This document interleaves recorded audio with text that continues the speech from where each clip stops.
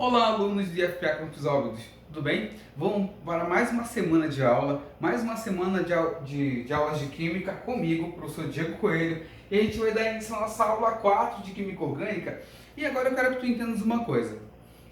Os compostos orgânicos, eles ocorrem na natureza com uma abundância em números e quantidades.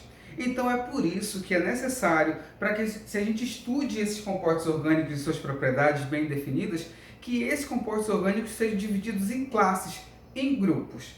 O primeiro grupo que a gente vai estudar é o grupo dos hidrocarbonetos. É um grupo importante e fundamental para o teu entendimento. Ao fim das nossas aulas vai parecer que ele é o maior grupo, e teoricamente vai ser. É onde a gente vai aprender algumas propriedades físico-químicas dos compostos orgânicos, onde a gente vai aprender a nomenclatura dos compostos orgânicos.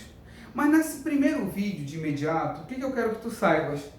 Uma coisa que é fundamental: o que é um hidrocarboneto? Professor, beleza, a partir de agora eu vou ver vários compostos orgânicos, mas eu quero saber o que é um hidrocarboneto. Olha o nome: hidrogênio, carboneto, carbono. Então, hidrocarbonetos são compostos orgânicos que apresentam somente átomos de carbono e hidrogênio. Então, olhei para o composto, só tem C e H, então não pode ter dúvidas mais. Esse composto pertence à classe, pertence à função dos hidrocarbonetos. Entendido? Então, quando te perguntar a função ou classe, tu vai me dizer, ele pertence à função dos hidrocarbonetos. Claro que a gente vai estudar outras funções, outras classes, mas a primeira e primordial para o nosso primeiro dia de aula de funções orgânicas é exatamente os hidrocarbonetos. Bem, os hidrocarbonetos, eles, apesar de abundantes na natureza, a sua principal fonte de obtenção é o petróleo. É a partir do petróleo, aquele líquido escuro, viscoso e que é encontrado nas profundezas, oriundo da decomposição e da fossilização de compostos orgânicos, de componentes orgânicos. Ele é a principal fonte de obtenção de hidrocarbonetos. Não te esquece, hidrocarbonetos, petróleo.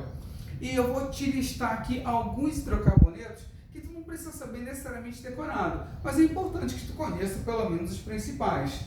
Um dos principais é o metano. O metano, ele é o principal componente do gás natural. Há quem o chame literalmente de gás natural, exatamente porque esse gás natural, que é uma mistura de gases, tem o seu principal componente como metano, CH4. Olha só, carbono, hidrogênio, hidrocarboneto. Entendido? Então, esse gás aqui, ele é fundamental, e que fique uma coisa bem certa agora para ti. Onde tem petróleo, tem gás. Então, se você tem uma grande jazida, uma grande reserva de petróleo, nesses arredores você também vai ter grandes quantidades de metano, de gás natural. Agora, não significa o contrário. Não é porque você tem uma jazida muito grande de gás natural que você vai ter necessariamente uma grande propriedade ou uma grande jazida de petróleo. Compreendido? Então, o primeiro deles, metano, conhecido popularmente como gás natural, na verdade ele é o principal componente do gás natural. Aqui agora, eu já falei numa das nossas videoaulas sobre o gás de cozinha. O gás de cozinha é uma mistura de gases, uma mistura de hidrocarbonetos, carbono e hidrogênio. E os principais deles quais são? Com 3 carbonos, propano, e com 4 carbonos, butano. Então, esses dois são os principais componentes do gás de cozinha. É claro, se falar a grosso modo, o gás de cozinha é quem? O butano, a grosso modo. Mas que fique claro para ti, aluno de FPA Campus Óbidos, que o gás de cozinha é uma mistura de gases.